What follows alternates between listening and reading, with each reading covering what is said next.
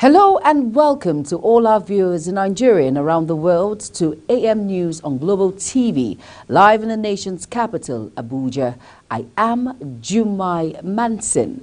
Now the news in full. President Bola Tinubu on Tuesday facilitated the Secretary to the Government of the Federation, George Akume, on his 70th birthday. Tinubu described him as one of the most reliable citizens Nigeria can boast of. The president's birthday message was contained in a statement signed by his special advisor on media and publicity, Ajiru Ngelale, titled, President Tinubu celebrates Secretary to the Government of the Federation, George Akume, on his 70th birthday. Tinubu commended the former Benue State Governor for his consistency and perpetual dedication to duty in coordinating government affairs. He also cited Akume's rich portfolio of leadership experience and laurels of governors, ministers, senators, and top-flight public servants, which he brings to bear in his current role. Still on President Bola Tinubu on Tuesday directed security agencies to scout for or apprehend culprits of the Christmas Day attack in Bokos and Birkin-Ladi local government area of Plateau State, which left at least 100 persons dead. Condemning what he called a premeditative and heinous attack, Tinubu said these envoys of death, pain and sorrow would not escape justice. Over 100 persons were killed as armed men attacked 12 communities in Bokos local government area, while over 17 others died in coordinated attack on the communities in Birkin-Ladi local government area, home to the Plateau State Polytechnic. A statement signed Tuesday by the special advisor to the president of media and publicity, Ajiru Ngelale. The president also directs immediate mobilization of the relief resources of surviving victims of the primitive and cruel attack, as well as medical treatment for the wounded. While condoling with the government and the people of Plateau State, Tinubu assured Nigerians that those envoys of death, pain and sorrow will not escape justice. The Chief of Defense Staff, General Christopher Musa, has called on all Nigerians to take ownership of the challenges facing the country. The CDS made this known when visited Defense Headquarters Hospital, Mogadishu Cantonment, to facilitate with ailing personnel in the spirit of Christmas. Kikelomo Okere has details. As the military joined the global celebration of Christmas and New Year, the Chief of Defense Staff solicits for support of Nigerians so as to surmount the challenges facing the country, noting that it is a collective effort of all. The security challenge especially is not an armed forces challenge or police or any individual parastatal. It is a collective for Nigeria, and all Nigerians should put hands together. We cannot do it alone. We need the support of everyone. When you see something, say something. Report as quickly as possible so that measures can be put in place adequately. And that's all we continue to seek for support of members of the public to take ownership of our challenges. Nigeria is our own. If Nigeria succeeds, we all succeed. If Nigeria fails, we will all fail. Speaking on the visit to DHQ Hospital in Abuja, he says it is important to check on the ailing officers who don't have the opportunity to celebrate the festive season and wish them well.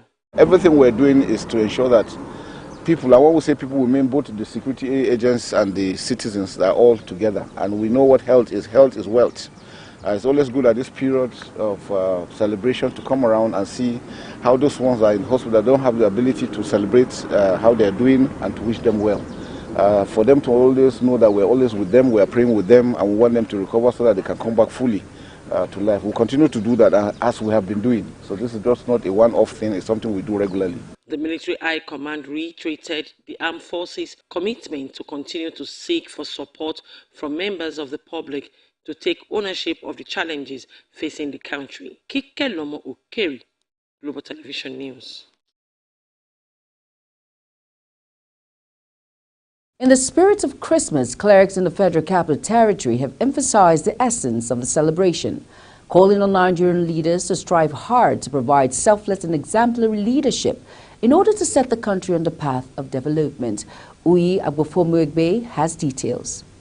I want to tell you that don't miss Christ at Christmas. It is Christmas, and Global TV is out to observe not just the mood in town, but speak to church leaders on the essence and lessons of Christmas. Pastor Dr. Otive Igbuza is the General Overseer of Palace of Praise Assembly, and he shares his thoughts on the season. Well, the birth of Jesus Christ is very important for us as Christians. Like you said, we know that many people argue that he was not born on Christmas Day, that Christmas is a pagan festival. But we are not interested, as a ministry, we are not interested in that controversy. We know that he was born, and we agree with other Christians that have chosen 25th of December as a day to celebrate the birth of our Lord and Savior, Jesus Christ. On his part, Archbishop John Praise Daniel highlights the essence of Christmas and what it means for mankind. In essence, the Son of God became the Son of Man, so that the sons of men may become the sons of God. That was the essence of Jesus being born in a manger. And today we share the significance of that in our church. You know, when he was born in Matthew chapter 2, the wise men came from the east, saying, "Where is he that is born? We have seen his star in the east and have come to worship him." In light of Christmas, this clergyman has a message of hope for Christians. Jesus is born today. He has brought peace into the world. And over 2,000 years ago, he came into this world, and we are celebrating today. To God be the glory.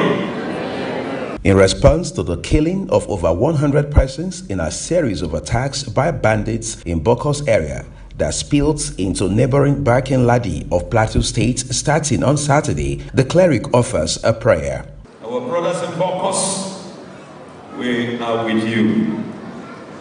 We are praying for you, that God in heaven will continue to comfort us, that God in heaven will continue to take good care of us, in the name of Jesus Christ. Uyi Agmofwegbe, reporting for Global TV News. The Nigerian Civil Aviation Authority, NCAA, has pleaded with passengers over inconveniences being experienced as a result of flight delays and cancellations in the last few days. To end this, the authority has directed airlines to provide timely reports of flight descriptions to keep the passengers abreast of the development. The directive followed reports of worsening flight delays and cancellations across the country. It was learned that many passengers experienced hours of delays on the eve of Christmas celebration. One of the affected passengers narrated how he was scheduled for 1:45 p.m. but was delayed till past 10 p.m. by the operating airline. With the airline moving from Abuja to Port Harcourt first before moving to Lagos, rather than move directly to Lagos as expected. It was gathered that some flight experienced disruption as a result of the Harmattan dust, which reduced visibility, prompting some flights to be rescheduled.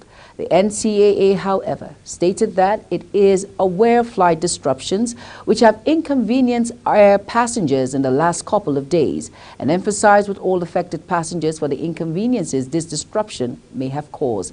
Director Public Affairs and Consumers Protection, Michael Achimugu, said the authority had mandated all airlines to provide timely flight disruptions information to passengers to enable them make informed decisions concerning their travels, adding that the NCAA is monitoring all operations and our consumer protection officers are on ground to monitor passengers handling procedures to ensure that airlines mitigate the inconveniences to passengers and provide care, refreshments and other alternative measures in line with Nigerian Civil Aviation Regulations 2023, Part 19.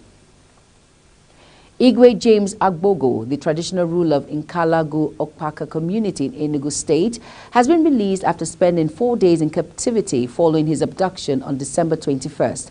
The monarch, who was held in captivity for 4 days, regained his freedom on Christmas Day after negotiation with the kidnappers. The release was secured following the payment of 6 million naira as ransom and the delivery of items including a bag of rice, a carton of wine, and other food ingredients demanded by the abductors. The Igwe, who was preparing for his coronation scheduled for December 28, was abducted from his palace. He was later taken to a hospital for medical attention following his release. The Enugu State Police Command says it has arrested 8 suspects in connection with the killing of the traditional ruler of Adani Autonomous Community in Uzo Uwani Council area, Igwe Ozugo Patrick. Igwe Patrick was reportedly killed in his village Akutara on Sunday.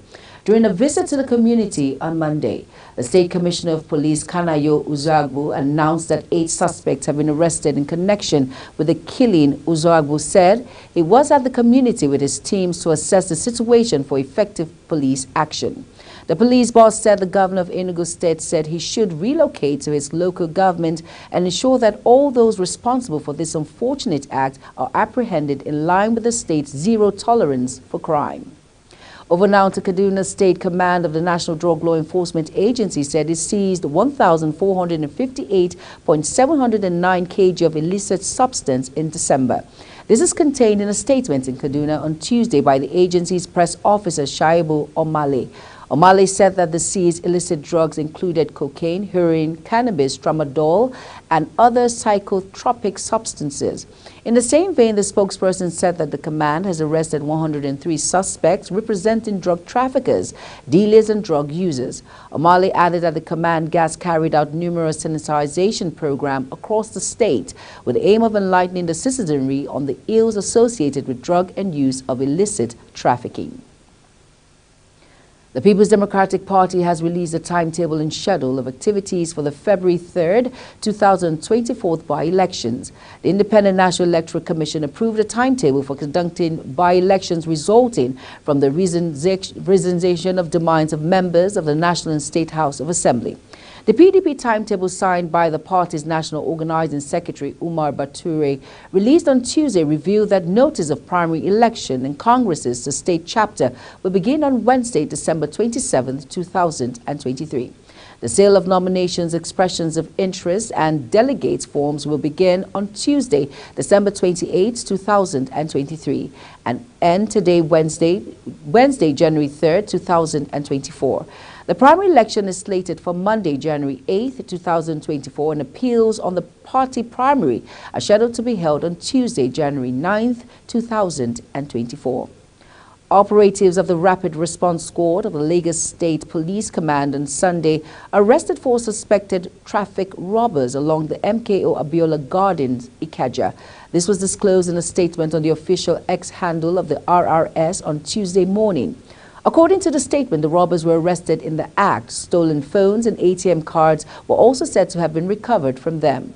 The suspects were arrested at about 7:30 p.m. on Sunday after one of the victims alerted RRS bike riders on patrol of the area.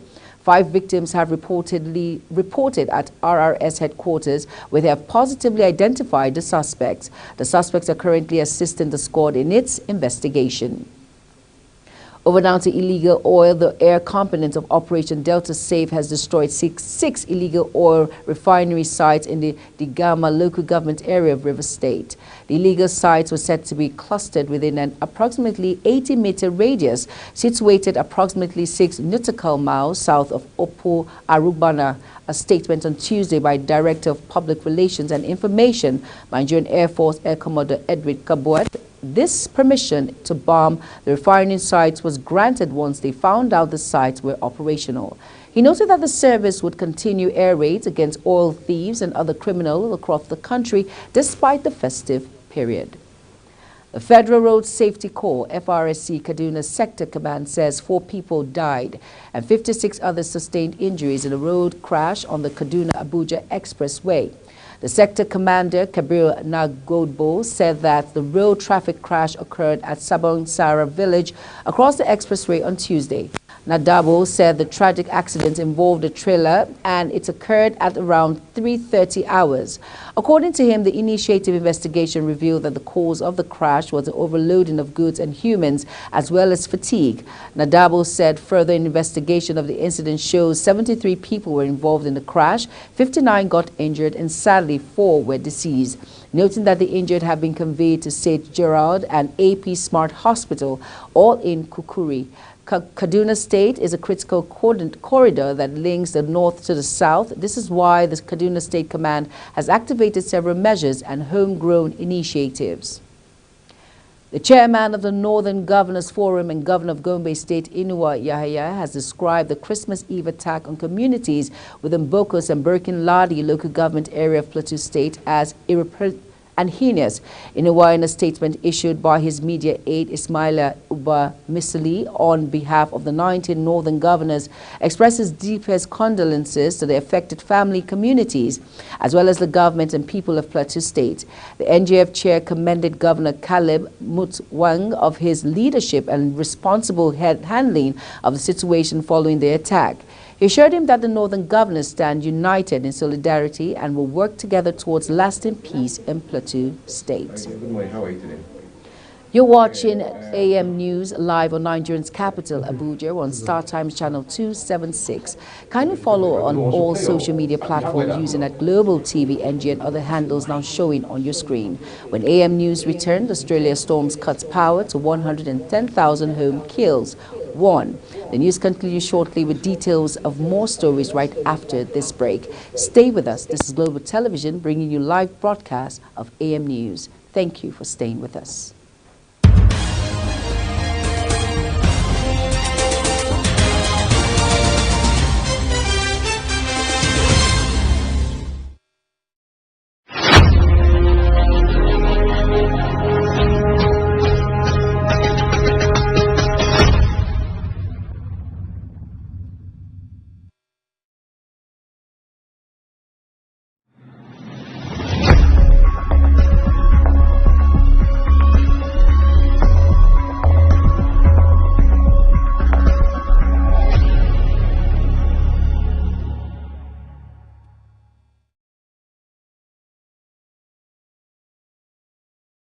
You're welcome back to AM News on Global Television. Reports reaching us right now says former Speaker, House of Representative Gali Umar Naaba is dead. He is reported to have died at the National Hospital in Abuja at the age of 65. He was the House of Representatives Speaker between July 1999 and June 2003. Moving on, the World Health Organization on Tuesday said insecurity, poverty, and lack of access to clean water and hygiene panned the spread of infectious diseases in many countries in 2023. The Director General of WHO, Dr. Tedros, who said this in his end of 2023 message tag, Keeping the Hope for Health Alive, noted that gaps remain in the world's readiness to prevent the next pandemic. Tedros said 2023 was a year of milestone and challenges in global public health, adding that the declaration of an end to COVID-19 as a public health emergency of international concern marked a turning point for the world following 3 years of crisis, pain, and loss of people everywhere. He also noted that the announcement of the Marburg outbreak not being a global health emergency was also a major milestone. According to him, attack by Hamas on Israel on October 7th had left about 1,300 people dead and over 200 taken hostage. Former Minister of Humanitarian Affairs, Disaster Management and Social Development, Sadia Umar Farouk, has alleged that some people were linking her to the purported investigation by the Economic and Financial Crimes Commission, EFCC, into the activities of James Okwete. In a statement entitled, "The Attack on My Person," posted via X on Christmas Day, Farouk said such unfounded allegations were malicious attacks on her person and vowed to take illegal actions. While saying she knew nothing about the Okwete of a person, the ex-minister also, she was proud to have served the country, noting that she has, however, contracted her legal team to explore possible options to seek redress on the malicious attack on her person. This is coming from the former minister days after President Bola Tinubu directed the immediate payment of the backlog of stipends owed to N-Power beneficiaries across the country.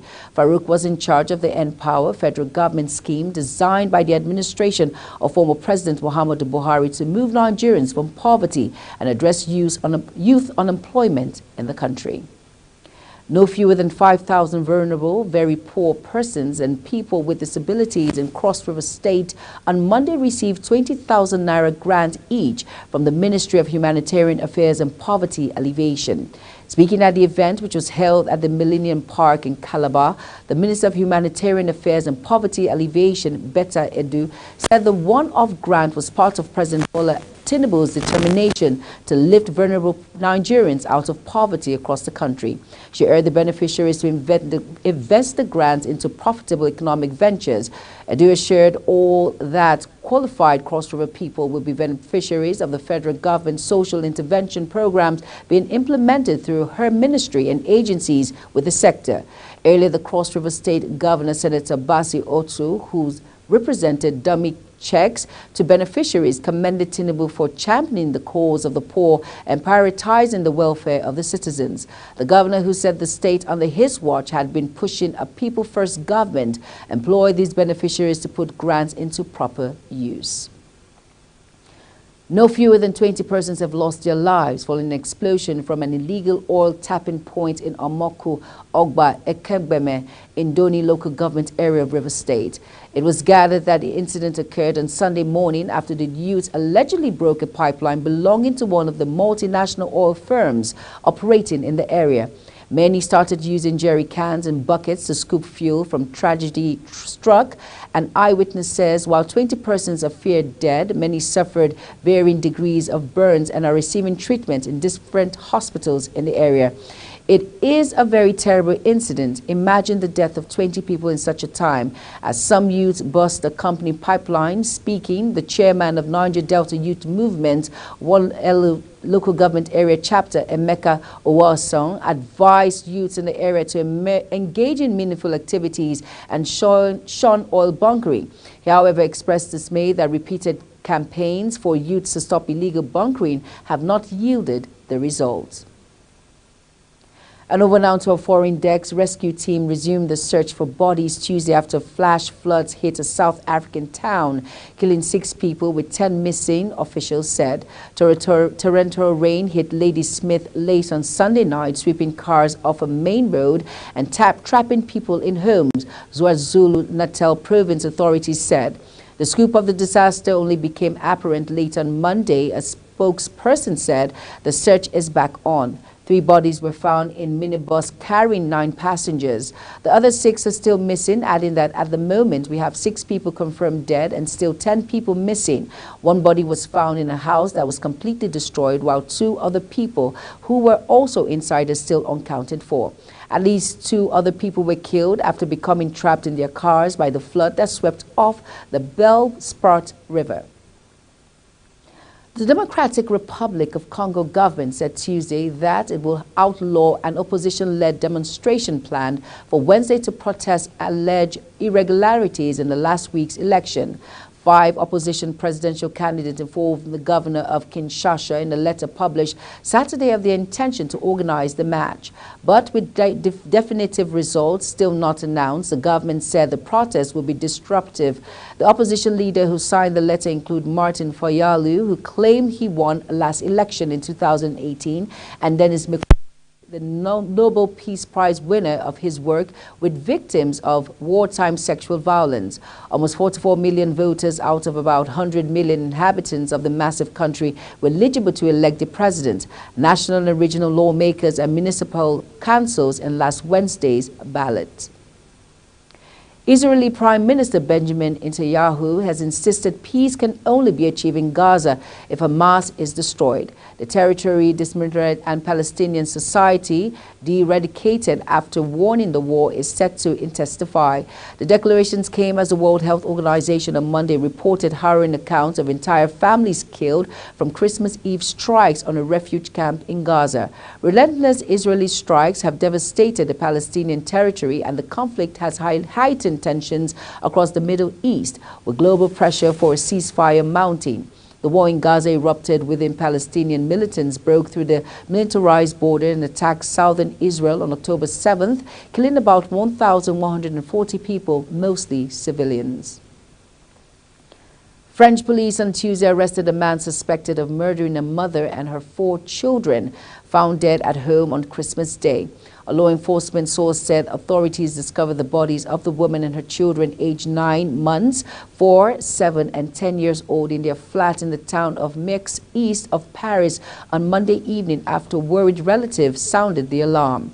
The police source said the main suspect had been detained in the nearby town of Sevran, although the flat showed no sign of breaking and entering, and the father was absent, he said earlier. Christmas night thunderstorms and strong winds cut power to 110,000 homes in eastern Australia and topped a tree that killed 1 woman, officials said Tuesday. People lost electricity as the storm wrought catastrophe damage downing power lines in Queensland capital, Brisbane, and the Gold Coast area. Energy company Enirjec said isolated very dangerous severe thunderstorms possible again. It warned on social media, also issuing a major flooding alert for the river about 40 kilometers, 25 miles island from the Gold Coast. Queensland's ambulance service said a 59-year-old woman was struck by a falling tree on the streets in the Gold Coast. It was like a disaster zone. There was trees just all over the road, Newtown said, describing how winds have uprooted trees and blown tiles off roofs. Several thunderstorms were damaging wind gusts, large hail and heavy rainfall were forecast for later Tuesday, the Bureau of Meteorology said.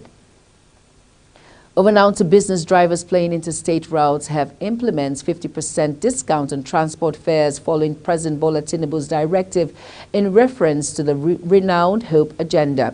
The ministry said 128 travelers enjoyed 50% discount on Christmas Day. This was disclosed in a press release signed by Director of Press and Public Relations, Ministry of Transportation, Olujimi Oyetomi, on Monday. It said the Federal Ministry of Transportation Solution Room Monitoring Team observed that 128 individuals traveling from Abuja to destinations in the north, including Gombe, Bauchi, Yola, and Maiduguri, benefited from the generous discount on their transport fare. The number of power consumers without meters across the country is 7,119,167 as a total of 504,729 meters were installed by electricity distribution companies between January and September 2023.